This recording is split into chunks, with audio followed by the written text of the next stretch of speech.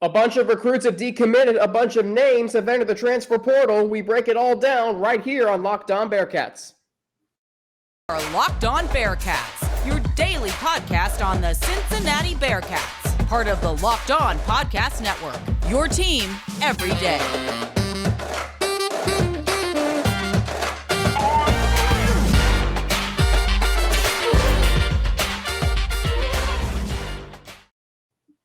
Happy Friday. Thank you so much for making Locked On Bearcats your first listen of every day. We're free and available everywhere that you get your podcasts and on YouTube. We're up to over 600 subscribers on YouTube, so keep those subscribers coming. Follow us, too, to get an alert every time we drop a new episode. Today's episode of Locked On Bearcats is brought to you by Bet Online. Bet Online, as you covered it this season with more props, odds, and lines than ever before. Bet Online, where the game starts. It is also a Cruton Friday, and of course, I'd like to thank LinkedIn Jobs for being the official college football and college basketball recruiting sponsor across the Locked On College Podcast Network, college channel of the Locked On Podcast Network. These days, every new potential hire can feel like a high-stakes wager for your small business. That's why LinkedIn Jobs helps you find the right people for your team faster and for free.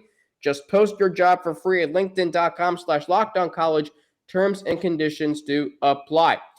We haven't had this guest on in a while, but with all that's happening around the University of Cincinnati and Luke Fickell departing for Wisconsin, he just talked with Ryan Herrings of Locked On Badgers. Now he joins me here on Locked On Bearcats, and that is John Garcia Jr., the Director of Football Recruiting for Sports Illustrated. You know him. He was on our show a lot throughout the offseason. First off, John, how surprised were you that Luke Fickell left for Wisconsin? I think, Alex, kind of like everyone else, it felt out of left field. You knew at some point, nobody was going to slow down in the pursuit of Luke Fickell, right? Every single offseason, this was going to be a lightning rod coach, right? Because of the success, it's been sustained. And then last year, it hit the apex, right? College football playoff berth, another top 25 class, first round draft picks. I mean, you've hit every mark at Cincinnati if you're Luke Fickell, but yet and still, he's been able to stay there. So, nothing lasts forever, as they say. So I'm not surprised in general that he was so coveted by just about everyone, but still surprised that he actually made the move, right? Because for several years, you knew he held off. We don't know how many offers came in, but you just knew he held off from some pretty big jobs. So very fascinating on both ends of this, right? Both for Wisconsin to be able to pull him, I think is obviously an exciting moment for that program. And then for Luke, when do you know when it's time to move on? A fascinating question he's going to have to answer the rest of this year, I guess. So surprised like most. It felt like it was out of left field. Notre Dame or Ohio State would have probably been, two of the jobs that would have made more sense just relative to his history. But look, Wisconsin, Big Ten country, Midwestern program that has an identity reflective of who Luke Fickell is, being a defensive guy and all that, it makes sense optically in a lot of ways. So when you break it all down, there is some credence there, but I was still surprised, if I'm being honest. Are you more surprised that he left, or are you more surprised that he stayed 3 more years? Because if you remember in 2020, in February, he was heavily pursuing, Michigan State was heavily pursuing him, and I think to a degree Luke Fickell heavily pursued that job. He turned it down. He ultimately stayed 3 more years. Are you more surprised at how long he stayed at Cincinnati as opposed to the fact that you're surprised that he left? Right, because it's the latter, because think of the jobs he theoretically was in the mix for, right? We don't know for sure, but, you mentioned Michigan State, Auburn, LSU, Notre Dame. I mean, these are some huge, huge jobs in the Power Five. Again, it was a matter of time, a matter of when and not if he would make that jump. But to have survived so many attempts, I thought was really fascinating for Cincinnati. And I think it reinforces the feeling there that this is, of course, it will be a Power 5 school very soon, but this was always looked at as, hey, this is an extension of that grouping. So interesting timing making the move now, right when all these Big 12 dominoes are going to align. Maybe something that was a part of it, part of the decision making, right? I mean, you never know exactly what goes into it, but yeah, of course, Cincinnati has a lot to stand on, and that's the primary reason why he stuck around. And look at the results; they speak for themselves. How would you say the Cincinnati job is viewed now after Luke Fickell stayed for 3 more years, made it 6, accomplished what he accomplished. How is the Cincinnati job and how should it be viewed right now? I think at one point it was viewed as a stepping stone job where you could go there and jump up. But now Luke Fickell has made it a coveted destination. Like this could be an endpoint for a good coach. So I think that combined with the move, of course, to the Big 12 is going to create a very desirable position that many people didn't expect to open. And that's kind of what we got last year across college football. We didn't expect, USC to open and have this shot at these candidates, and boom, Lincoln Riley takes it, right? We didn't expect Oklahoma to open, and boom, they finally get Brent Venables out of Clemson after all these years where, kind of like Luke Fickell, everybody kept asking every offseason when he was going to make that move. LSU comes open and you pull a coach who nobody initially thought was going to be in the ball game in Brian Kelly, former UC coach, of course. So I do think that it creates that type of scenario where nobody expected it to be open at this point, but 20 days ahead of signing day, folks are going to be beating down the door to have an opportunity to be the head coach there because it's ready made, it's built, it's sitting there, a freshly clean car just ready to be driven. And I think that that's why the names that we're going to start to hear more and more of surrounding this job are going to be names we know. It's not going to be, let's go grab this young up and comer who nobody's really heard of and is unproven. This is a job for a proven coach. And I think that's the biggest difference with Cincinnati now versus even before the Luke Fickell era began. All right, so let me ask you this. A lot of names have surfaced as far as entering the transfer portal. Jake Renfro yesterday, probably the biggest name, all-conference center in 2021, and missed this season due to a torn meniscus. But it's the recruits, John. It's Amari Snowden, Malik Elzy. It's JQ Hardaway. It's excuse me if I'm blanking, Jojo Bermudez. A lot of recruits have decommitted, reopened their recruitment, or have entered their name into the transfer portal. And you look at rivals, Cincinnati down to 50 in the recruiting rankings for the class of 2023, 24/7. They're down to 48. John, have you talked to any of those recruits? And if so, what have they been telling you? How did they react to the Fickell news? Why are they choosing to recommit, transfer, reopen their commitment, or stay? As some, Justin Watley, Dante Corleone, they've all said they're staying. But what have you been hearing, if anything? I think it coincides with our reactions. Surprise. There's so much surprise around it because, again, the 2021 coaching carousel, that fall and winter, Alex, it was like ground zero for coaching chaos, right? Like we just talked about it. Jobs you never thought were going to come available became available because established coaches jumped ship. It wasn't just, hey, these coaches got fired, who's going to take the job? It was great coaches leaving established, stable programs for what they thought were greener pastures. So that created so much movement. And to have survived that with Luke Fickell, right? If there was a year where you thought, man, it'd be hard for him to stay at Cincinnati, it was a year ago this time when Oklahoma and Notre Dame, USC, and all these massive jobs, Oregon, Miami, came open simultaneously. You just felt like if you survive this, maybe he stays forever. I mean, wishful thinking, but I think part of the surprise element of this is why you've seen such swift reaction. It's very reactionary to that move. There's already been reports of multiple Cincinnati assistant coaches heading up to Madison with Luke Fickell. I think that's part of the conversation as well, particularly on the defensive side of the ball, where a lot of the names you mentioned happen to reside. I think that's part of it too, right? You sign up to play for Cincinnati, but you're really signing up to play for coaches who pulled you there. A lot of fans, a lot of people will not like that. Oh, you committed to the school, you signed with the school. Yeah, maybe for the kid who's from Ohio or Cincinnati or Toledo or a place close to there. But the kid in South Florida or the kid in Texas or wherever you're recruiting from, there's no personal ties to the school itself. You liked what the school presented, and the coach who put that information in your brain and you pick the school, based on that. So that's just the era we're in. It is a fluid player empowerment, player driven era of college football, and it is filtered into recruiting in a huge way. The portal is basically aligned along with that, and there is this sense of my roster spot at whatever school is a year-to-year deal.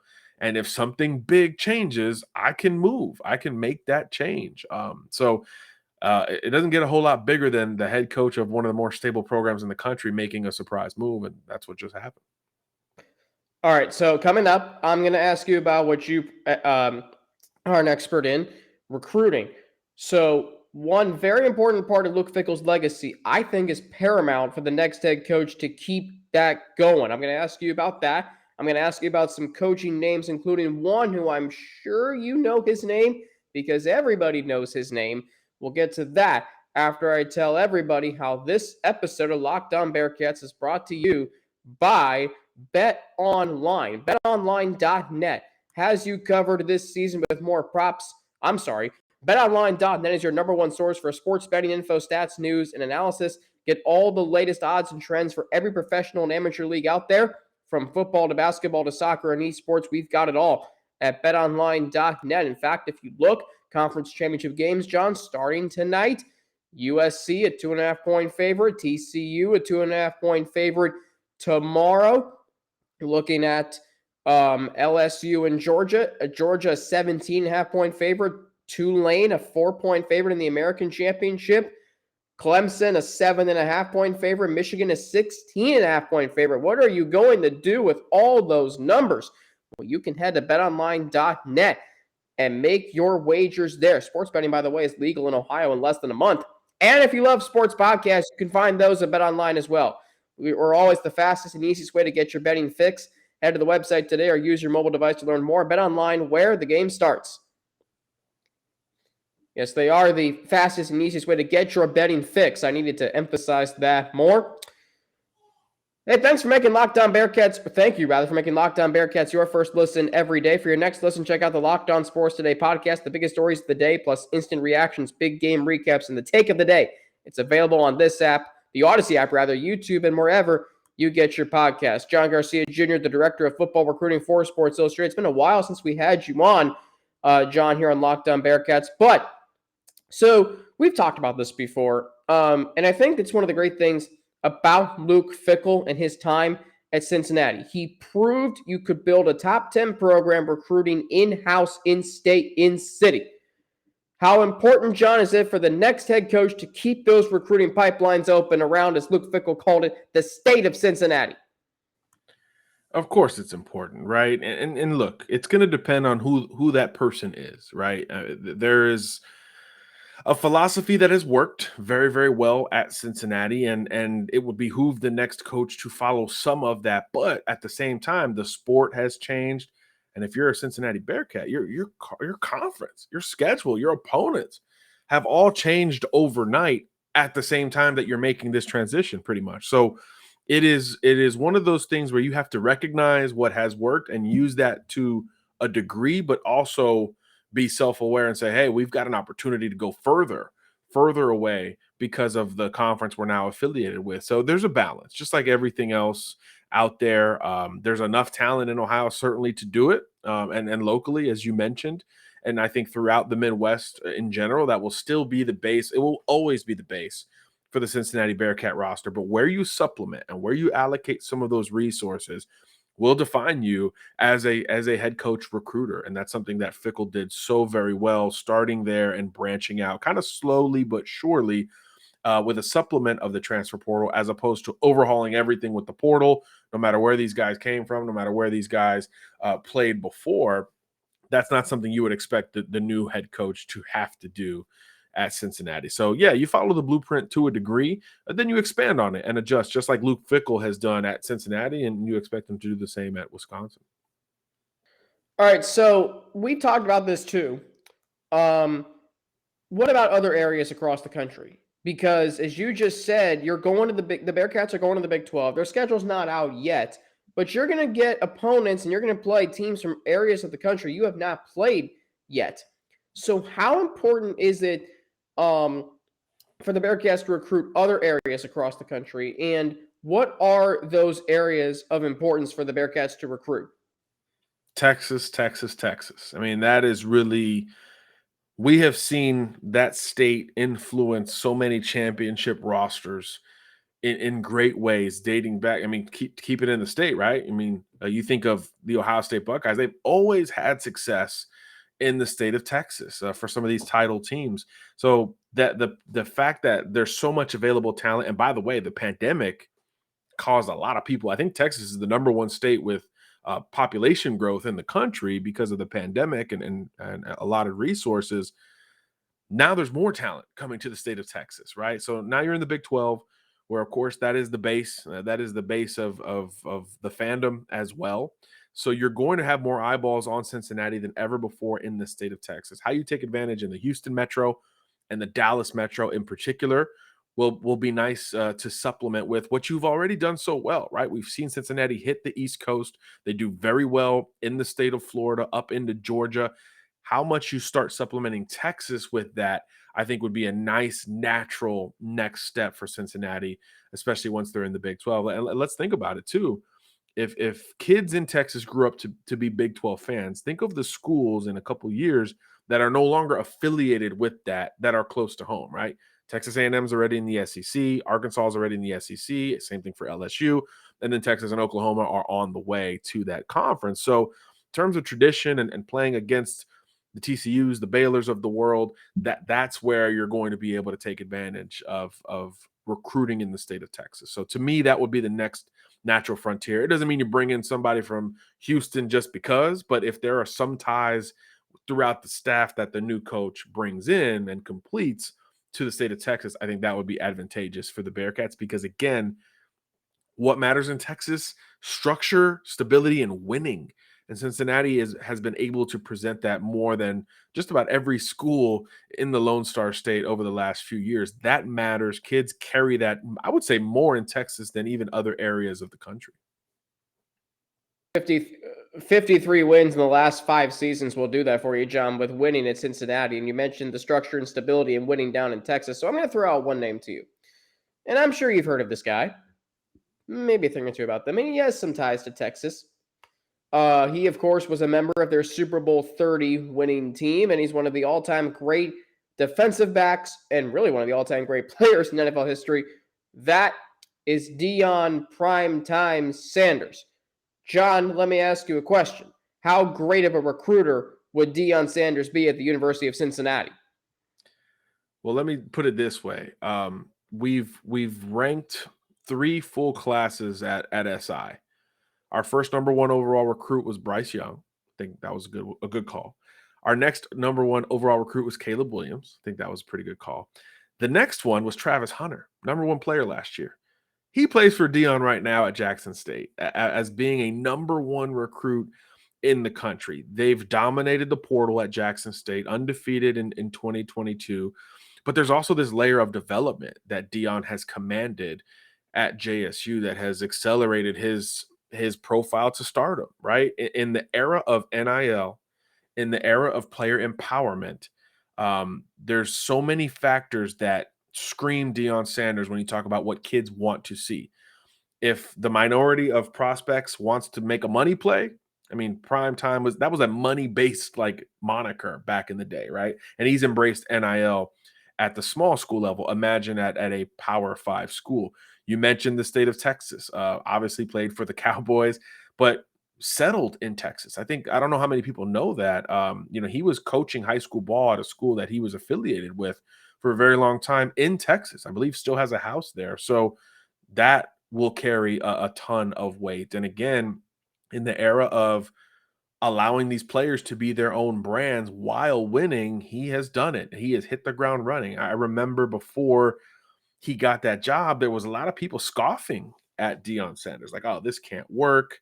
How are you going to build a staff? But you can't have been around the game literally your entire life and not have picked up some amazing feelings along the way in terms of not only how to coach, but how to build a staff and develop young men. And you get around Deion, and it matters to him. I've seen him borderline in tears in a huddle talking to high school kids, half of which would never have a chance to play NFL football, right? There's a passion there that is very clear and easy to see.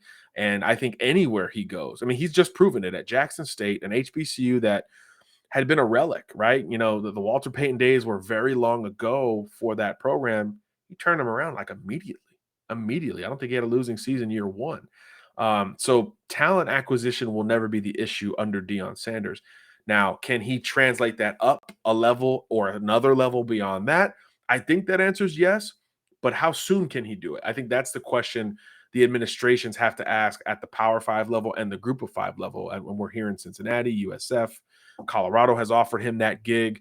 That's what those decision makers have to ask. Can he do it this quickly in making that big of a jump? I think the answer is yes in this NIL portal player era. Absolutely. But others might not feel that way. So if I think it's worth a gamble, certainly if you're at Colorado or USF. Cincinnati's a different animal. I think that's a different level of stability, as we've talked about. So I would have some caution there, maybe a little bit more to vet, but on the surface level, Deion Sanders brings the same level of cachet that Cincinnati brings perceptionally. He brings that, you know, personally. So recruiting will rarely be the issue under him. And obviously in college football, that's a very big deal. Sounds like he would have no trouble recruiting players from any part of the country, really, considering that he has spent time in Georgia, Texas, California, Florida, even Maryland. He played for the Ravens for a little bit, and of course, spent time in Cincinnati when he played for the Reds back in 2000 or the early 2000s. All right, so we talked about this before, but John, I'm going to ask you: do you see a change in recruiting style coming for the Bearcats as they join the Big 12, and who should the Bearcats be looking for in their next head coach as a recruiter? We'll get to that after a word from two of our sponsors. John Garcia Jr., the Director of Football Recruiting at Sports Illustrated, joining me today. Do you see a change in recruiting style for the Bearcats? Because I'm looking at the Big 12 statistics earlier this week, John, and yeah, they're still throwing the ball, but you got to be able to run, and you got to be able to play some defense now in that conference. Yeah, that's a great point. I think we've talked about this in the past. The perception of the Big 12 has shifted. It's not throwing the ball 50 times a game, a bunch of air raid offenses, and that's kind of it. It's very much, I mean, look how balanced that thing was this year, right? I mean, until the last weekend, we didn't know, who TCU was going to play in that title game. And look how quickly things can change. Baylor was awful 3 years ago, wins the Big 12 2 years ago. TCU fired its coach at the same time. And boom, first year head coach is in the Big 12 title game. So that conference has a lot of ebbs and flow to it. So naturally, I think you got to be balanced in terms of how you're going to recruit. Cincinnati has already done a great job of that. The offense under Luke Fickell has progressed over the years to where it's not just let's play defense and run the football. It is opened up. You've gotten mobile quarterbacks. You've been able to light up the scoreboard at different points. And then simultaneously, the defense has always had its calling cards. You've always had an ability to stop the run and play in the secondary one-on-one. So there's a lot of professionalism in how Cincinnati has carried itself on the field. So I think you want to carry that part over just as much as you talk about recruiting local kids and recruiting the state of Ohio. That philosophy of being balanced, I think, will play incredibly well in the Big 12, more so than in the American, where, let's be honest, Alex, pretty offensive laden league where you could just win by outscoring.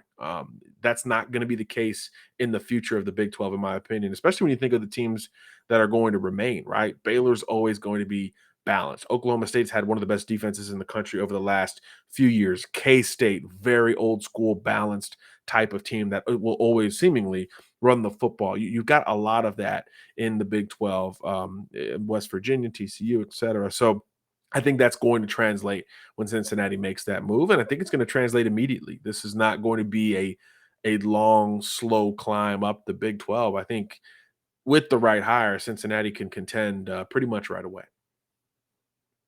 Okay, so you mentioned Baylor, TCU, both in their conference championship game for the previous 2 years, the first year head coaches. Are you saying that the Bearcats are going to be the team next year? I'm saying it's not unprecedented. We have seen this Not unprecedented. happen a ton in the Big 12. And again, it's because of the balance of the league. There is parity there. Kansas beating Texas several years in a row. 20 years ago, we would never have thought that was even possible, right? But that has actually happened with these Texas offenses the last few years, pretty darn good, by the way. Yeah. So, yeah, so there is true parity in that league. There are no pushover games. I mean, coaches are getting fired after winning seasons. I mean, it's a good league that is underrated, and it was just cannibalistic a little bit over the last 2 years. So the playoff outside of TCU, the playoff was kind of unavoidable. But TCU is going to be in there no matter what, and that's a huge step for the Big 12 because outside of Oklahoma, I don't think it happened at all.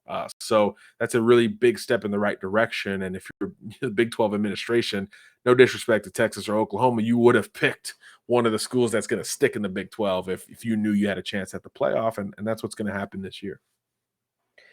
All right, so let me ask you this. Who should the Bearcats be looking for in their next head coach? Certainly a coach with high-level experience in the FBS. I would say outside of Deion Sanders, I guess, because I definitely endorsed him on this show.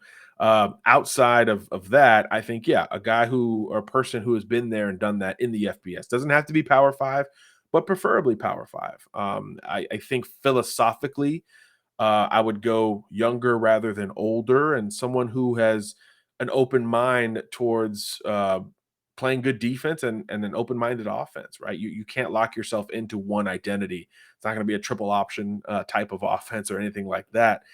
So I think someone with balance. That's what we've talked about this entire podcast. Someone with balance who has that understanding.